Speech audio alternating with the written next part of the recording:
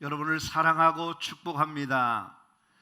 우리가 이 성탄의 절기에 가장 기뻐하고 또 기뻐하는 이유는 죄로 인해서 영원히 죽을 수밖에 없는 불쌍한 죄인들을 살 길을 열어주시기 위해서 이 땅에 예수 그리스도가 오셨다는 것이 우리 모두의 기쁨이 되고 은혜가 되는 줄로 믿습니다. 그래서 이렇게 좋은 계절임에도 불구하고 지금 오늘 우리는 정말 여러분들 잘 모르시겠지만 앞에서 보시면은 이 앞에가 이런 것을 만들어 놓았고 또 교인들은 지금 최소한 인원에 와가지고 이렇게 예배를 드리게 됩니다. 사실 너무 마음이 아픈데요. 어쨌든 간에 어제도 저희가 여러분에게 문자를 보냈습니다. 교회에서 주일날 교회 나오라 그래야 되는데 교회 나오지 말고 영상으로 예배 드려야 된다고 할 정도로 그런 문자를 드리면서 마음이 안 좋더라고요. 지금 행정당국에서는 저희에게 뭐냐면 20명이 넘으면 강력하게 고발 조치를 취할 테니까 또 현장에 나와서 확인할 테니까 그리 아시라고 하는 것을 이야기하고 있기에 처음에는 저는 금요일 날 정도는 그랬습니다. 내가 고발되고 내가 잡혀가도 좋으니까 그냥 평소대로 내버려둬라. 그렇게 했더니 우리 부목사님들이 막 안달을 하는 거예요. 그냥 이번에는 절대 안 된다 그러니까 어떻게 해야 됩니다. 그래서 그러면 20명 미만으로 그렇게 인원을 배치해서 하자 그래서 드렸는데요. 하여튼 오늘 또 하나님께서 여러분 가운데 놀라우신 은혜를 주실 줄로 믿고 주님의 축복을 기원합니다. 아멘. 자, 오늘 아침에 제가 여러분과 함께 생각할 그 내용은 어떠냐면 예수님의 탄생을 제일 처음에 가서 그 예수께 경배했던 사람이 있습니다. 이게 바로 동방박사들입니다. 이 동방박사들이 어떻게 예수님의 탄생을 처음으로 목격하고 그 성탄의 기쁨 속에 아기 예수를 경배드리고 돌아가는 그 과정 속에서 첫 번째 성탄의 정신을 우리가 생각하면서 은혜 받는 그런 시간 되기 위해서 왕으로 오신 이 아기 예수에 대해서 말씀을 나눌 때에 하나님께서 여러분 가운데 은혜 주시기를 간절히 바랍니다. 자, 1절 2절 말씀 우리 다 같이 한번 크게 소리내서 말씀을 읽도록 할 텐데 영상으로 앞에 한번 보세요. 자막으로 동방으로부터 박사들이 예루살렘에 이르러 말하되 유대인의 왕으로 나신 이가 어디 계시냐? 우리가 동방에서 그의 별을 보고 그에게 경배하러 왔노라 그래요. 자, 여기에 나타나고 있는 박사들이 나오는데 그들은 어디의 사람이라 그러죠? 동방으로부터 박사들이라 그렇게 되어 있습니다. 이 동방은 바벨론과 페르시아 지역을 말하는데 이들은 별자리를 연구하는 천문학자들입니다. 그리고 이들은 어떠냐면 개인의 운명, 나라의 운명을 예측하는 과학자들입니다. 또 이들은 왕이나 귀족의 자문관의 역할을 하면서 나라가 어려울 때에 왕을 세우는 일까지 감당하는 막강한 지위와 권력을 가진 당시 최고의 지성인들이라 할 수 있는 사람들이 이 동방 박사들입니다. 이들이 어느 날 별을 관찰하는 중에 아주 이상한 별을, 특별한 별을 발견하게 되었던 것입니다. 그래서 오늘 본문에 그렇게 나오는데요, 유대인의 왕으로 나신 이의 별이었다는 겁니다. 그들이 볼 때 이 별은 틀림없이 예언해 준 메시아의 탄생을 알리는 별이었다는 것을 알고서 그 별을 보고 동방으로부터 수천 킬로 떨어진 베들레헴까지 직접 찾아오게 되었다라고 말씀하고 있습니다. 자, 그러면 그 먼 거리를 찾아온 이유가 어디 있을까? 왜 찾아오게 되었을까? 하는 점을 우리가 생각해 보아야 된다는 겁니다. 이들이 단순하게 무슨 볼 일이 있어서 간 것도 아니고 여행을 위한 목적으로 간 것도 아닙니다. 이 오늘 본문에 주목해 보시면 그들이 동방에서부터 별을 보고 그에게 경배하러 왔노라, 그렇게 말합니다. 목적이 뭐지요? 뜻이 어디 있지요? 왜 동방에서 베들레헴까지 찾아왔느냐 하는 겁니다. 그것은 아기 예수에게 경배하기 위한 목적을 가지고 뚜렷한 뜻을 가지고 그들이 찾아오게 되었다는 겁니다. 근데 오늘 본문 말씀 가운데 보면 이 동방박사 말고 또 한 사람의 인물이 등장합니다. 그가 누구냐면 당시 왕이었던 헤롯이라는 왕입니다. 이 헤롯이라고 하는 왕을 주목해 보면 마태복음 2장 16절에 이렇게 표현하고 있습니다.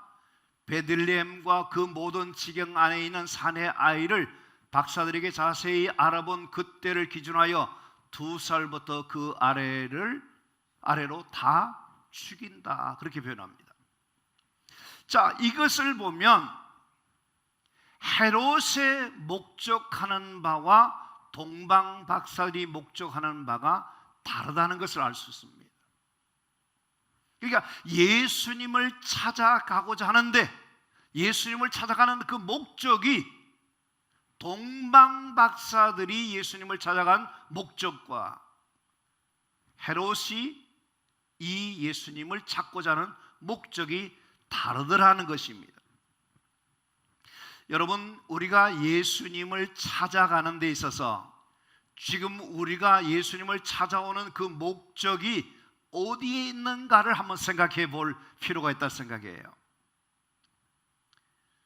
어떤 사람들은 교회를 찾아오는 그 이유가 친교의 목적을 두고 사람을 사귀고 사람을 만나기 위해서 오는 사람들도 있습니다. 그게 이제 교포교회 같은 경우가 그런 경우입니다. 그러니까 어떤 세상에 돌아가는 소식이라든지 사람이 그립고 그러니까 어떠냐면 교회에 가면 사람 만나고 정보 듣고 밥을 먹고 교제하고 그런 기회를 삼는 것입니다. 교회의 기능 가운데 교육의 문제도 있지만 선교의 문제도 있지만 이 성도의 교제가 아주 중요하긴 합니다. 그것이 목적이 자체가 되어서는 안 된다, 그렇게 생각합니다. 여기 보시면 동방 박사들이 아기 예수를 찾아간 목적이 뭐냐면 그에게 경배하러 왔노라 하는 이 부분입니다. 여러분과 저는 우리가 이 아기 예수를 찾아온 동방 박사들의 그 목적을 우리가 중요시하고 그것을 가치를 중요하게 생각하는 그런 신앙인들이 돼야 된다 생각합니다. 우리 교인들 가운데도 보면 가까이 있는 곳 사람들은 여기 현대아파트나 동부아파트나 뭐 이렇게 가까이 온 데서 오시는 분도 있습니다. 그런가 하면 저 멀리 서울이나 이런 데서 오시는 분들이 있는데 우리가 가까이서 오거나 멀리서 오거나 오는 그 이유가 어디 있느냐 하는 것을 주목해 봐야 합니다. 이 동방 박사들은 그 먼 거리에서 그 많은 시간을 투자해서 달려온 이유는 다른 데 있는 것이 아닙니다. 아기 예수를 경배하고자 하는 목적으로 왔다. 여러분, 이런 한번 예수님 아기 예수를 만나고 그 아기 예수께 경배하기 위해서 그 많은 시간 많은 노력을 해서 왔을 때에 그 감격이라고 하는 것은 어떤지는 여러분 정말 우리가 예배하는 사람들이 맛보아야 될 그런 경험이라 생각합니다. 성경에 보면 요한복음 4장 23절에 이렇게 말합니다. 아버지께 참되게 예배하는 자들은 영과 진리로 예배할 때과는 곧 이때라 아버지께서는 자기에게 이렇게 예배하는 자들을 찾으시느니라 그랬어요. 사랑하는 성도 여러분, 하나님은 사람을 찾으시는데 어떤 사람을 찾으시는가? 예배하는 자들을 찾으시고 예배하는 자를 만나시고 예배하는 자에게 은혜와 축복을 내려주시는 하나님이신 줄 믿으시게 되기를 바랍니다. 그렇기 때문에 여러분께서 영상으로 예배드리지만 그 한 시간의 예배드리는 속에 하나님의 임재와 하나님의 말로 닿을 수 없는 은혜와 축복을 받으시는 복된 시간이 되어질 줄로 믿습니다. 우리가 뭘 하는 사람이냐면 하나님이 찾으시는 그 예배자가 되어야 되는 줄로 믿습니다. 하나님 앞에 나올 때에 하나님이 찾으시는 그 예배자의 그 삶을, 예배자의 중심을 가지고 하나님을 예배해 보라는 겁니다. 그러면 분명히 그 예배 속에 많은 은혜들이 우리에게 있어지게 될 줄로 믿습니다. 여러분의 삶의 이유, 목적, 그 존재 가치가 어디 있어야 되느냐 할 때에 다른 사람들은 몰라도 동방박사들처럼 우리들이 가져야 할 그 신앙의 가치관은 뭐냐면 그에게 예배하러 왔다고 하는 여기에 중심을 두고 하나님 앞에서의 삶을 살아내는 자들이 되어야 될 줄로 믿습니다. 여러분, 성탄절을 크리스마스라고 합니다. 크리스마스라고 하는 그 오원의 뜻을 보면 그리스도와 경배한다고 하는 말이 합성어가 되어 있습니다. 우리가 이 성탄절은 뭐냐면 우리의 기분을 내고 우리가 축제를 벌이고 그런 것이 아니라 예수 그리스도에게 경배하고 그분에게 참으로 영광을 올려드리는 그것이 뭐냐? 크리스마스인 겁니다.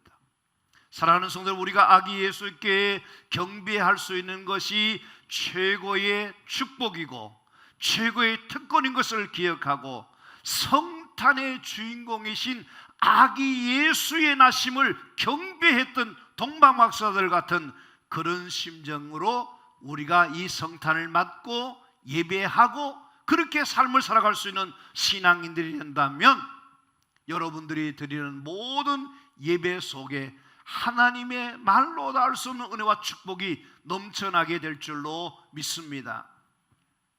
자, 9절 말씀을 한번 보겠습니다. 박사들이 왕의 말을 듣고 갈새 동방에서 보던 그 별이 문득 앞서 인도하여 가다가 아기 있는 곳 위에 머물러 서 있는지라 그렇게 말했습니다. 자, 여러분, 동방박사들이 움직이는 행동하는 그 모든 것에 뭐에 따라서 한다면 그냥 하는 것이 아닙니다. 별의 인도함을 따라 갔다는 겁니다. 별이 가면 가는 겁니다. 별이 이쪽으로 가면 이쪽으로 가고 저쪽으로 가면 저쪽으로 가는 그런 모습입니다. 마치 뭐냐면 이스라엘 백성들이 광야를 지날 때에 불기둥과 구름기둥으로 인도하시는 대로 저들이 따라갔던 것처럼 동방박사들은 어떠냐면 별의 지시함을, 별의 인도함을, 별이 앞서가는 대로 따라가고 있더라는 겁니다. 여러분, 이것을 우리가 그냥 지나쳐 버릴 수 있습니다만은 여기는 아주 의미 깊고 중요한 우리의 신앙의 가르침을 받을 수 있습니다. 그것이 뭐냐 하는 겁니다. 이것은 아주 단순한 것 같지만 사실은 중요한 원리가 있다는 겁니다. 동방박사들은 앞서 말씀드린 대로 당시의 최고의 지성인들이고 실력자들인데도 불구하고 별이 안내해 주는 대로, 별이 지시해 주는 대로 그대로 따라가고 있더라 하는 것입니다. 이것이 중요한 것입니다. 여러분, 신앙생활은 뭐냐면 단순한 것이라는 겁니다. 하나님이 우리에게 말씀해 주시는 대로, 하나님께서 우리에게 인도해 주시는 대로, 하나님께서 성령을 통해서 우리에게 지시해 주는 대로 그대로 따라하면 거기에 복된 역사가 일어나고, 거기에 좋은 일이 일어나고, 거기에 기적이 일어나고, 거기에 놀라운 축복된 일들이 일어나게 되는 줄로 믿습니다. 문제는 뭐냐면, 내가 동방의 박사들인데, 내가 모든 것을 아는데, 내가 가장 최고의 실력자인데 이렇게 되어지면 어떻습니까? 그대로 따라할 수가 없는 것입니다. 근데 이 동방 박사들을 주목해 보면 그들이 많은 것을 아는 지식이 있지만 그것이 어떠냐면 그대로 옮겨지게 되더라, 행동으로 따라지게 되더라 하는 것입니다. 여러분, 신앙생활에서 중요한 것이 뭐냐면, 신앙생활은 아는 것만 중요한 것이 아닙니다. 지식적으로 아는 데 그치면 되지 않습니다. 우리가 믿고 아는 대로 그대로 따라줄 때에 거기에 신앙의 역사, 하나님의 역사들이 일어나게 된다는 겁니다. 그래서 야고보서 2장 26절 말씀을 한번 볼까요? 영혼 없는 몸이 죽은 것 같이 행함이 없는 믿음은 죽은 것이니라. 이게 무슨 말이에요? 여러분, 믿음과 행함이 어떻다는 겁니까? 별개의 것이 아니고 서로 함께 가고 있는 거라는 겁니다. 믿음이 있으면 행함이 있고, 행함이 있으면 믿음이 있는 거라는 겁니다. 근데 지금 문제가 되는 것이 뭐냐면, 믿음이라고 하는 것이 뭐냐면 하나의 말로서, 이론으로서 거기에서 멈추어 버리고 행함이 동반되지 않는 것이 된다면 이것이 문제라는 것입니다. 아무리 지식적으로 안다고 할지라도 행함이 없으면 그 믿음은 죽은 거다. 죽은 것이라는 그 말은 다른 말로 하면 뭐냐면 가짜다, 그런 얘기입니다. 여러분, 우리가 하나님을 믿는 만큼, 믿은 만큼 실제로 어떻습니까? 행동이 동반되고 실천이 따라주는 그것이 뭐냐면 진정한 믿음이라고 하는 것입니다. 그 좋은 예를 우리가 믿음의 조상이라고 하는 아브라함의 경우를 통해서 볼 수가 있는데요, 창세기 22장 12절 말씀을 함께 보겠습니다. 사자가 이르시되 그 아이에게서 내 손을 대지 말라, 그에게 아무 일도 하지 말라, 내가 너 아들 내 독자까지도 내게 아끼지 아니하였으니 내가 이제야 너가 하나님을 경외하는 줄 아노라, 그렇게 말해요. 여러분, 아브라함이 하나님을 믿는 사람입니다. 근데 그 아브라함의 믿음이 진짜 믿음인 것을 어떻게 증명되었는가 하는 겁니다. 너가 너 아들 너 독자까지도 내게 아끼지 아니하였을 때에 비로소 이제야 내가 하나님을 경외하는 줄 안다라고 하나님이 증명해 주고 있습니다. 여러분, 아브라함의 그 믿음이 진짜 믿음인 것을 언제 알았느냐? 그 전까지의 믿음은 증명되지 않았지만 이제 이삭을 하나님 말씀대로 실제로 그대로 순종하여 들어질 때에 그것을 보고 하나님은 그의 믿음을 인정해 주었고 그의 믿음을 축복해 주시더라 하는 것입니다. 그러니까 믿음이라고 하는 것이 뜬구름 잡는 것이 아니고 막연한 것이 아니고 반드시 행함과 실천으로 그 믿음이 진짜인 것을 증거해 준다는 겁니다. 행함과 실천이 없는 믿음은 진짜가 아닌 것입니다. 행함이 없는 믿음은 믿음이 아니라는 겁니다. 우리가 하나님을 알고 하나님의 말씀을 알았으면 어떻습니까? 그대로 행함이 따라져야 될 것입니다. 우리가 성경 말씀을 많이 아는 것, 지식으로 많이 아는 것, 그 능통한 것, 그것이 중요하지 않다고 하는 것을 우리는 어디서 보게 되냐면 바리새인들과 서기관들 통해서 알 수 있습니다. 이들은 어쩌면 그 율법의 조문을 달달달 외우는 그런 지식으로는 그 사람들을 능가할 수 없는 사람이라고 할 정도로 잘 알고 있었던 사람들입니다. 문제가 뭐죠? 예수님이 그들을 가리켜서 뭐라 하냐면 외식하는 자들아, 그렇게 말합니다.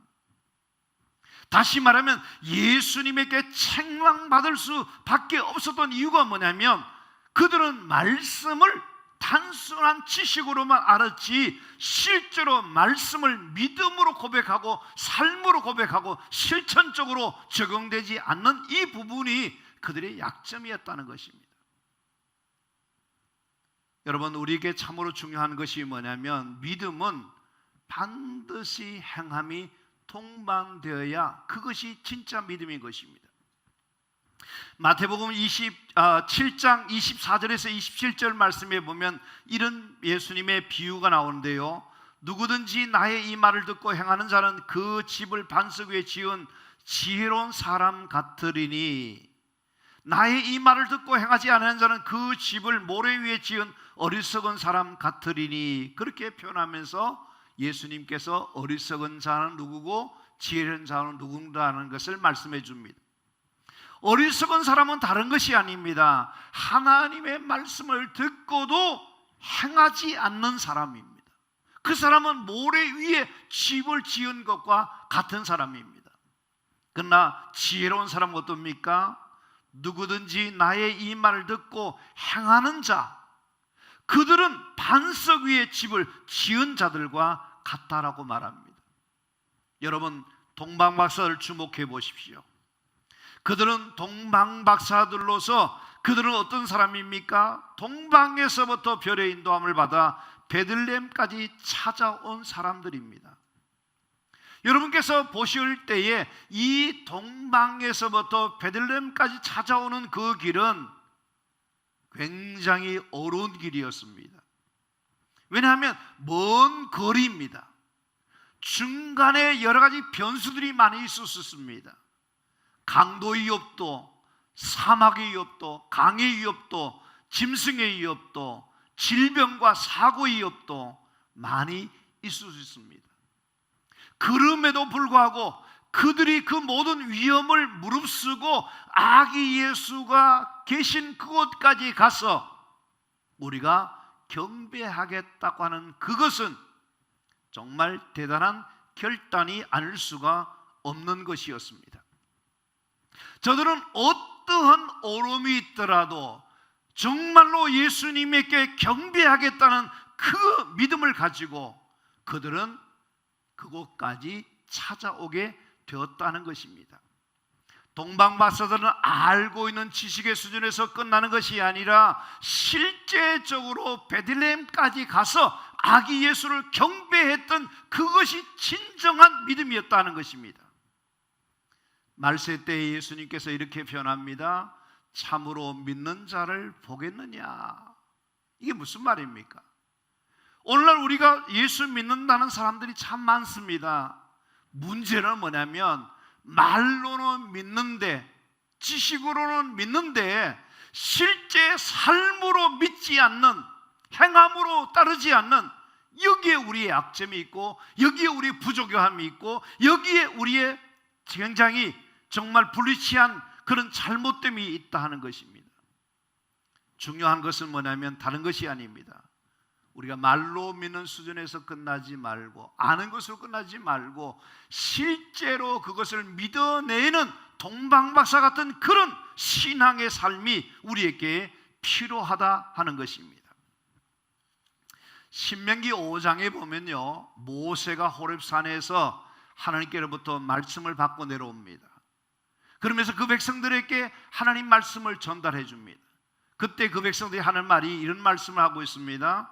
우리 하나님 여호와께서 하시는 말씀을 다 듣고 우리 하나님 여호와께서 당신에게 이르시는 것을 다 우리에게 전하소서. 우리가 듣고 행하겠나이다 라고 말합니다. 얼마나 좋은 말인지 몰라요.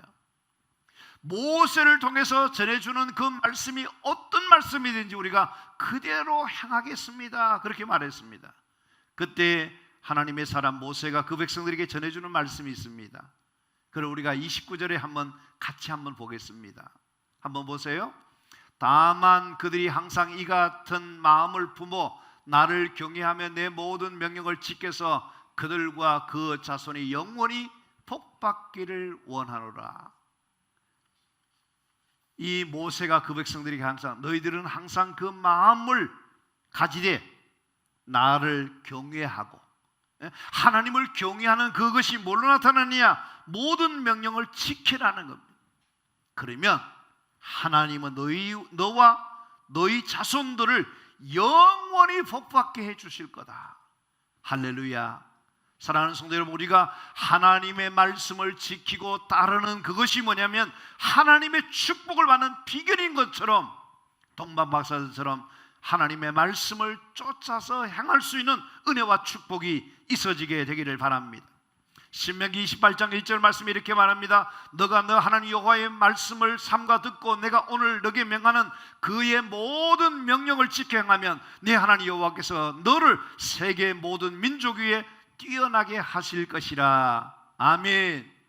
우리가 신앙생활 하실 때 하나님의 말씀을 믿고 그 말씀을 지키는 자가 되어서 세계 모든 민족 위에 뛰어난 하나님의 은혜와 축복을 받으시는 여러분과 여러분의 가정들이 되기를 주의 이름으로 축복합니다. 누가복음 11장 28절 말씀에 보면 예수께서 이르시되 오히려 하나님 말씀을 듣고 지키는 자가 복이 있느니라. 우리는 모두가 하나님 말씀을 듣는 데서 끝나지 말고 그 말씀을 지켜 행하여서 하나님의 복을 받는 은혜와 축복이 있게 되기를 간절히 바랍니다. 그것을 동방박사들이 별에 인도해 주시는 대로, 지시해 주는 대로 따라가면서 살았던 것처럼 우리도 그렇게 매일 주님의 말씀을 따라서 가는 성도가 되어지게 되기를 간절히 바랍니다. 그러면 이제 마지막 부분으로 우리가 보겠는데요, 동방박사들 아주 중요한 것을 행했는데 10절 말씀을 한번 보세요. 그들이 별을 보고 매우 크게 기뻐하고 기뻐하더라. 여러분, 여기 말씀해 보시면 이 동방박사들이 성탄을 축하할 때의 그 마음의 상태, 그때 그 마음이 어떠했나는 겁니다. 매우 크게 기뻐하고 기뻐하더라, 그런 말씀하고 있습니다. 그러니까 아기 예수의 탄생을 축하하는 성탄에 가져야 될 그 마음이 뭐냐면 바로 큰 기쁨으로 축하하더라는 겁니다. 저는 이것이 우리 예수 믿는 우리 성도들의 삶이 되어야 한다, 그렇게 생각합니다. 여러분은 날마다 예수 안에서 기뻐하시고 또 기뻐하시는 여러분 모두가 되기를 간절히 바랍니다. 목사님, 요즘같이 이렇게 춥기도 하고 코로나가 이렇게 창궐하고 경제가 어렵고 살기가 어려운데 어떻게 항상 기뻐하고 기뻐할 수 있습니까? 그렇게 말씀하실 수 있을 것입니다. 그러나 우리 예수 믿는 사람들은 항상 기뻐하는 것이 하나님의 뜻인 줄 믿습니다. 여러분들은 다시 말하노니 기뻐하라고 하는 주의 말씀을 기억하시고 항상 예수 안에서 기뻐하고 즐거워하는 마음으로 성탄을 맞이하는 여러분 모두가 되기를 간절히 바랍니다. 스바냐 3장 7절에 말합니다. 너희 하나님 여호와가 너희 가운데 계시니 그는 구원을 베푸실 전능자이시라. 그가 너로 말미암아 기쁨을 이기지 못하시며 너를 잠잠히 사랑하시며 너로 말미암아 즐거이 부르며 기뻐하리라고 하는 말씀대로 우리 성도 모두가 기쁨 충만하고 성령의 역사하심 가운데 늘 기쁨으로 살아갈 수 있는 은혜와 축복이 여러분 가운데 있어지기를 바랍니다. 두 번째 보십시다. 11절 말씀입니다. 집에 들어가 아기와 그의 어머니 마리아와 함께 있는 것을 보고 엎드려 아기께 경배하고 보배함을 열어 황금과 유향과 모락을 예물로 드리니라 그랬습니다. 여기 보시면 아기 예수께 동방박사를 어떻게 했다는 겁니까? 엎드려 경배했다는 겁니다. 여러분께서 이 말씀을 잘 생각해 보시면 지금 아기 예수가 어디 있습니까? 말구에 있습니다. 그러면 너무나 초라한 그 상황에서 당시에 그토록 잘난 사람들이 여기 보면 엎드려 경배했다는 이 표현은 뭐냐면 완전히 납작 엎드렸다는 겁니다. 만약에 그들이 계급장을 붙이고 세상의 지위나 체면이나 자존심을 생각했다면 아기 예수께 이러한 것을 할 수가 없었을 겁니다. 그 모든 것을 내려놓고 아기 예수를 왕으로 오신 예수님을 알고 엎드려 경배했던 이런 예배의 정신, 이런 마음가짐이 우리의 신앙생활에서 너무너무 중요하다는 것을 잊어버리면 안 될 겁니다. 여러분께서 우리가 예배할 때나 교회 나왔을 때에 항상 동방박사들이 아기 예수께 엎드려 경배했던 그런 마음, 그런 정신으로 신앙생활 하시면 여러분 틀림없이 하나님의 은혜가 넘치는 복된 역사를 체험하게 될 줄로 믿습니다. 그리고 어떻게 합니까? 11절 말씀해 보면 엎드려 아기께 경배하고 보배함을 열어 황금과 유향과 모락을 예물로 드렸다라고 말합니다. 여러분, 이 동방박사들이 이 예물을 언제 준비했습니까? 동방에서 출발할 때부터 준비했습니다. 여러분, 이것이 긴 거리에 이런 예물을 준비하는데 그 예물 하나하나가요 기가 막힌 겁니다.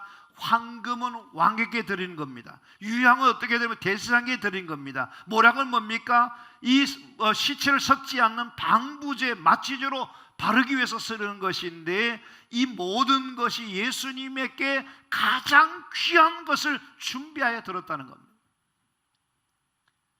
어떤 분은 그런 분이 계십니다. 성탄절을 그냥 드린 것이 아니라 1년 전부터 성탄절에 드릴 예물을 준비했다가 성탄절에 하나님 앞에 드린 분도 계십니다. 여러분께서 우리가 예배할 때나 하나님 앞에 뭘 할 때에 준비 없이 하지 말고 준비하여, 정성스럽게 준비하여 아기 예수께 바쳤던 동방박사들의 그 정신을 우리가 이 시대에 살려내야 된다 생각. 그리고 보세요, 이 모든 것을 마치고 난 다음에 어떻게 했습니까? 조용히 본국으로 돌아갔다는 겁니다.